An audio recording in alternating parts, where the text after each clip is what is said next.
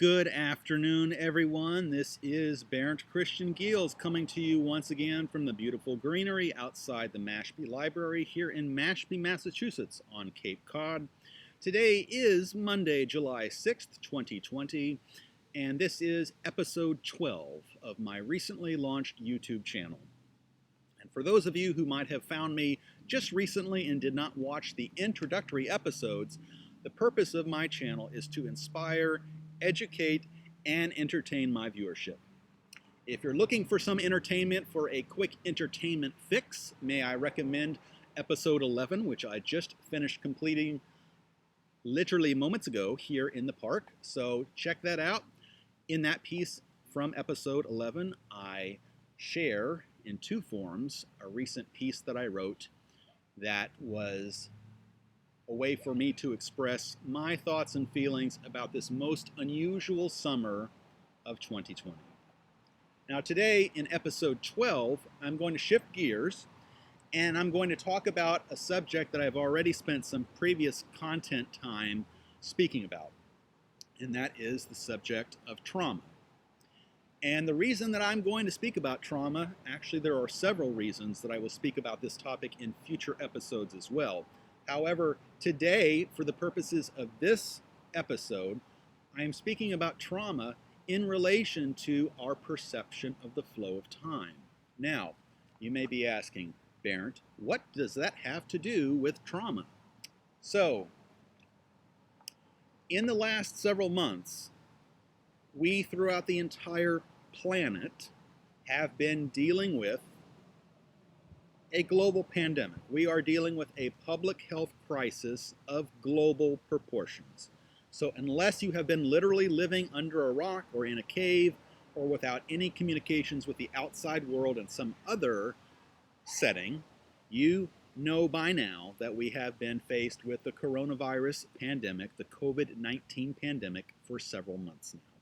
Here in the United States of America, the pandemic began in earnest in approximately mid-March, and in hindsight we are learning more and more about the fact that the virus was actually in the United States of America and spreading earlier than was originally believed to be happening. We now understand from what I know, from what I've read, that the virus was spreading on both coasts in February and even it appears as early as January of this year. So the bottom line is we have been dealing with this pandemic now for several months, and countries throughout the world have been taking a variety of measures to slow down and contain the spread of this virus.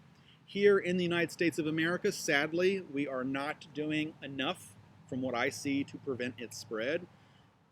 That is a generalization that I'm making. Here in the state of Massachusetts, where I live, I've been personally very pleased with the work of Governor Baker in the thoughtfulness and the length of time that has been required for the state to begin to reopen.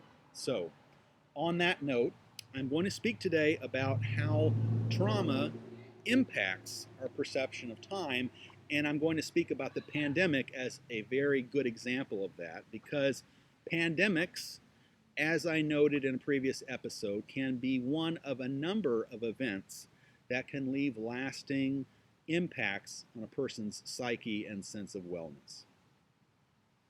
Now, I would hope it comes as no real surprise that many of us have been remarking for some time now that living through this pandemic has shifted our sense of the passage of time.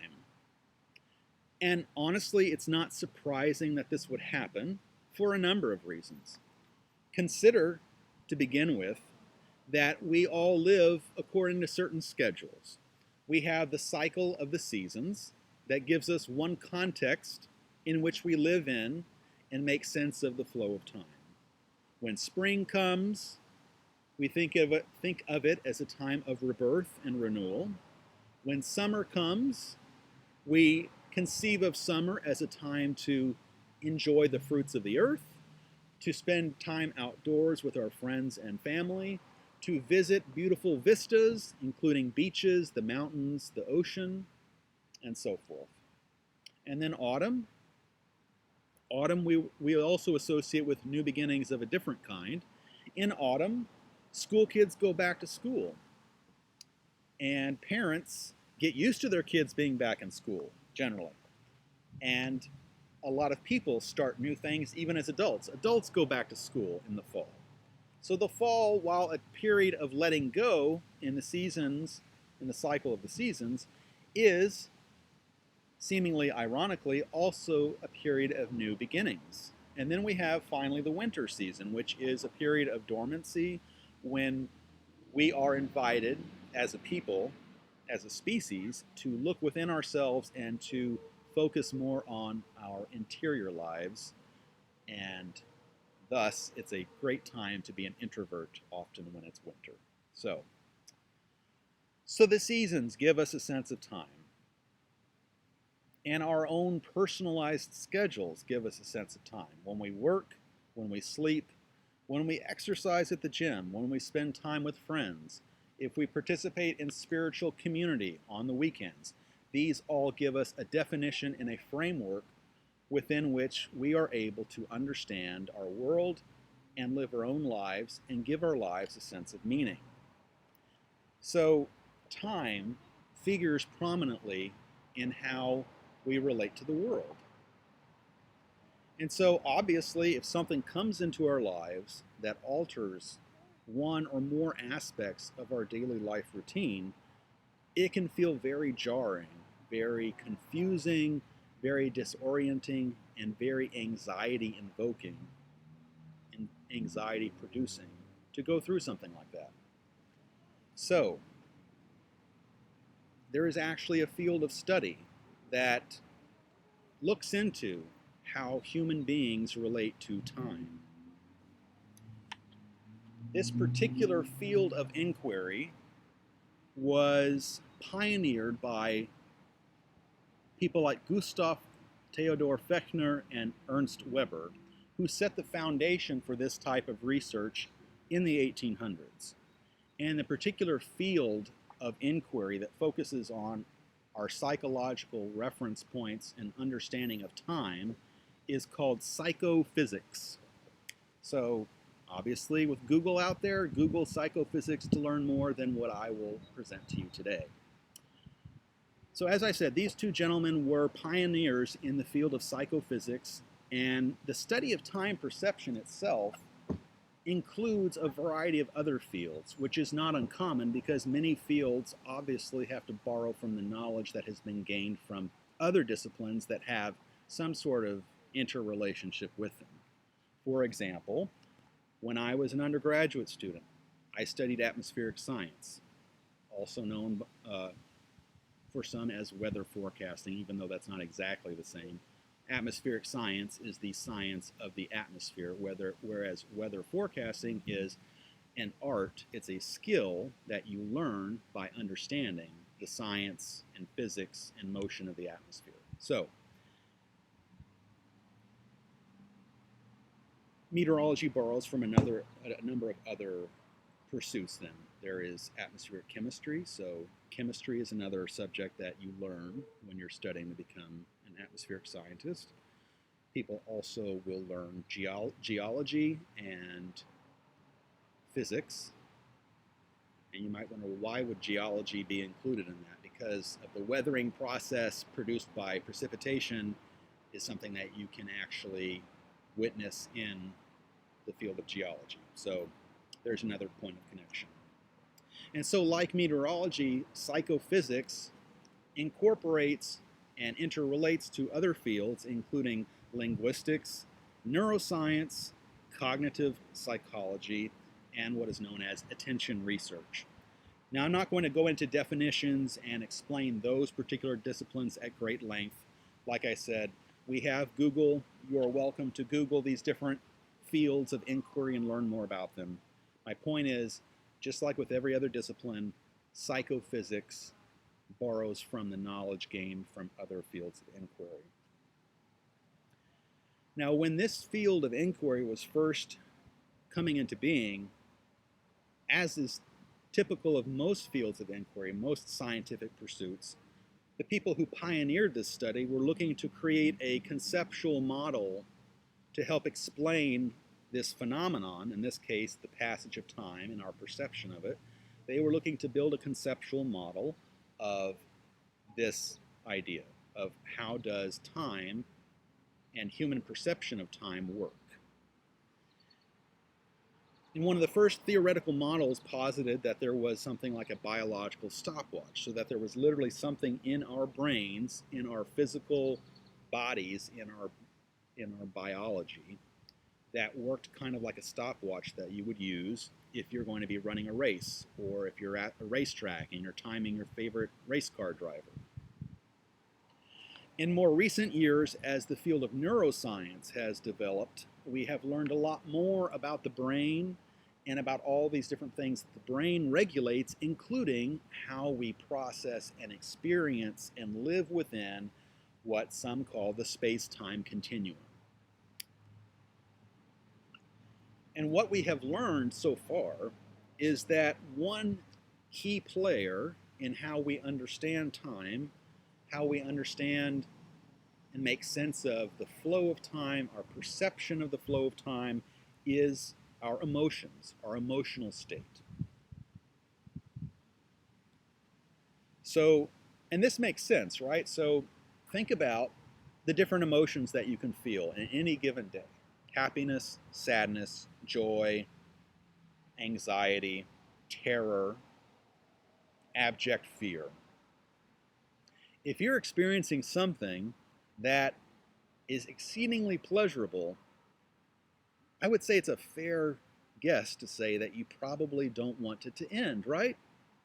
We humans are, as one of my past mentors described it, feeling junkies. Now, I don't know that I completely agree with that, especially not necessarily the phrasing of that, because it makes us sound like we're all a bunch of addicts running around looking for our latest fix of anything. But at the same time, given the findings and the study of human health in regards to addiction, there is something to be said for that, because there are a lot of different types of addictions out there. So, not to get on a tangent, but there are thus many emotional states, and when we're in a certain emotional state, it has a way of impacting how we perceive the passage of time.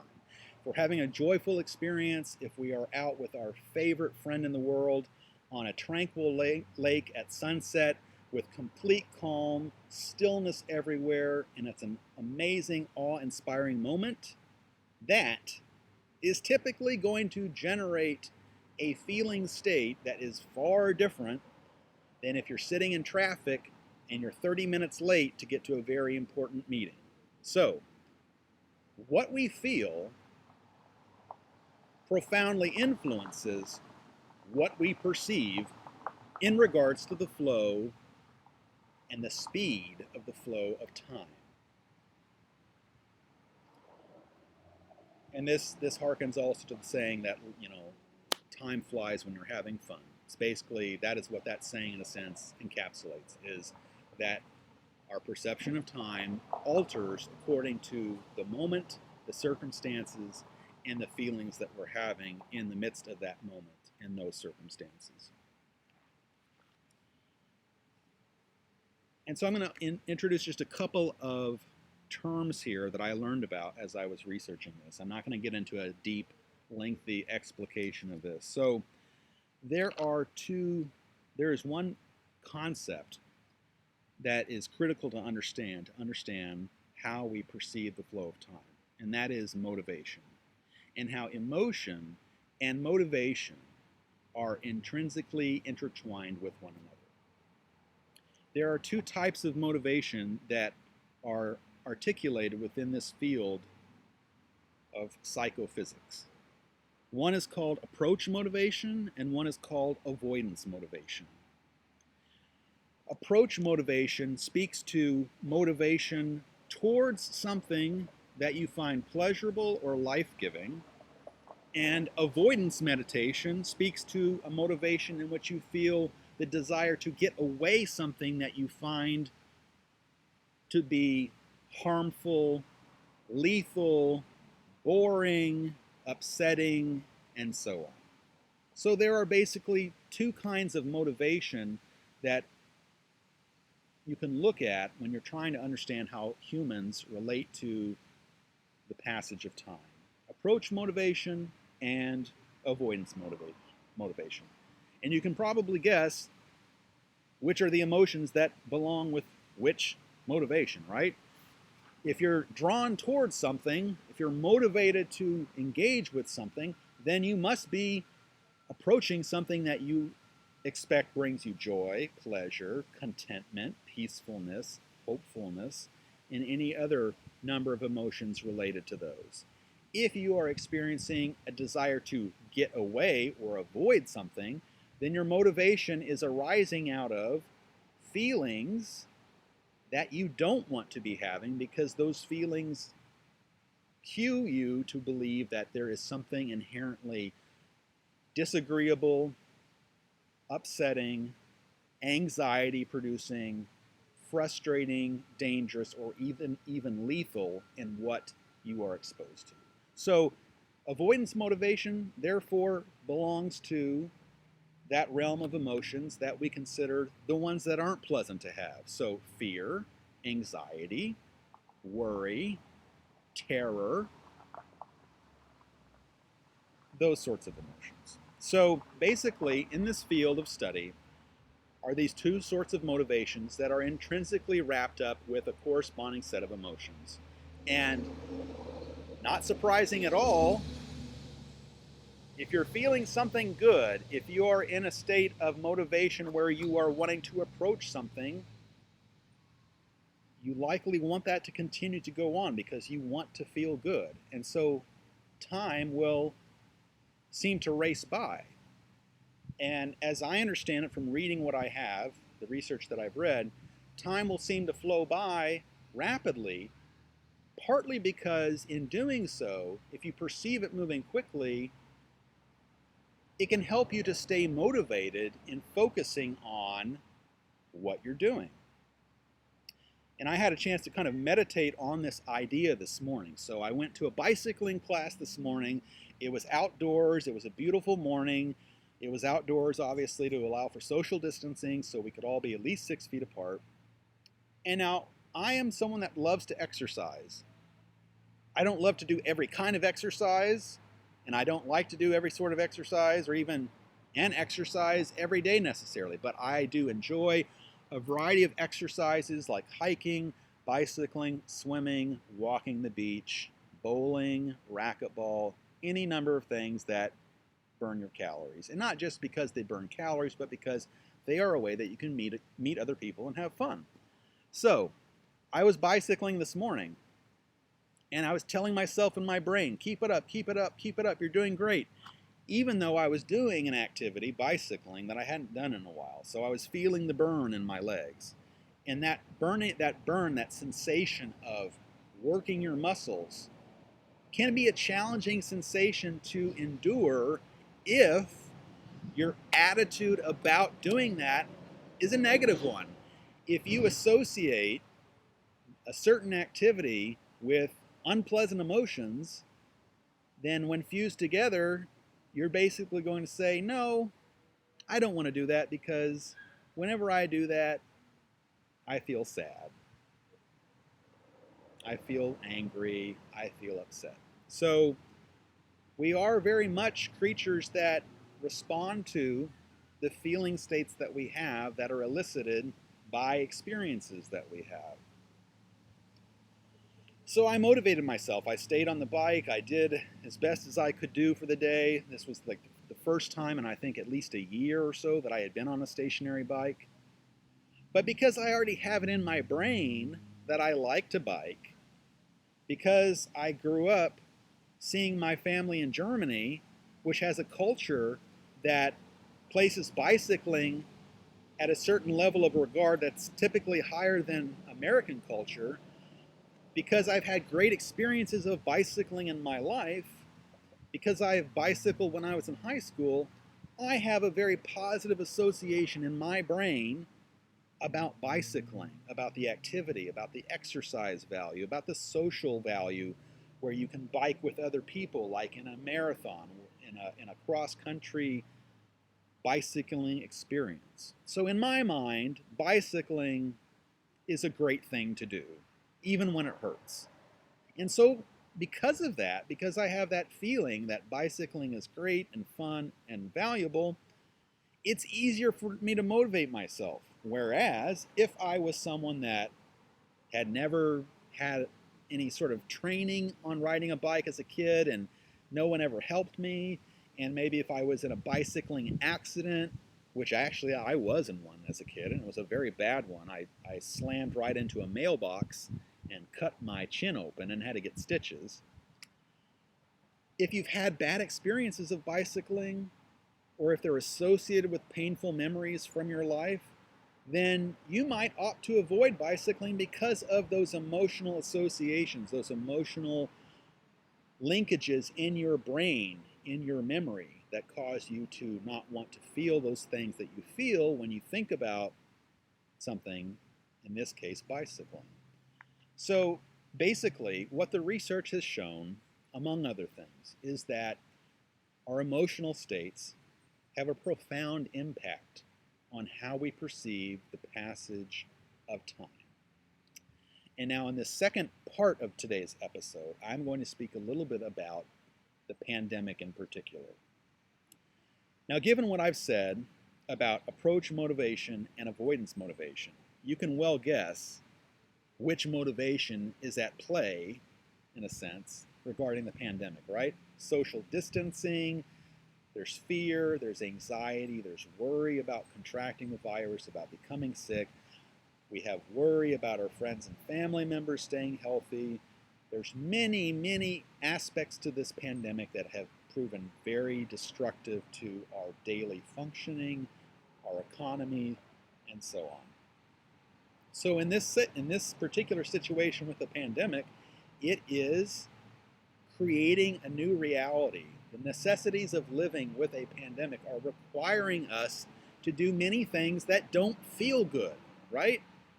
It doesn't feel good to not be able to touch other people. It doesn't feel good to not be able to hug your best friend. It does not feel good to not be able to have sex with your partner if your partner is sick with the virus and you're trying to stay healthy. It doesn't feel good to be socially isolated. And even the most introverted among us, even the most fanatic believers in the value of being a hermit, know that there is truth in the truism of no man is an island. So the pandemic is, in a sense, requiring us to do things that for many of us elicit fundamentally unpleasant feelings.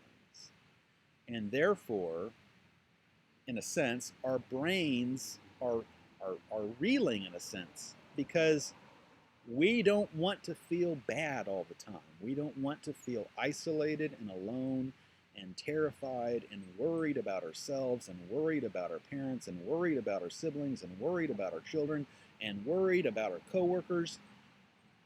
We don't want to have these sorts of feelings because we have come to believe that they're unpleasant, they're bad, and maybe even they indicate that there is something dangerous coming if we are feeling them. And this is especially true, I would argue, for people who have trauma in their life histories already.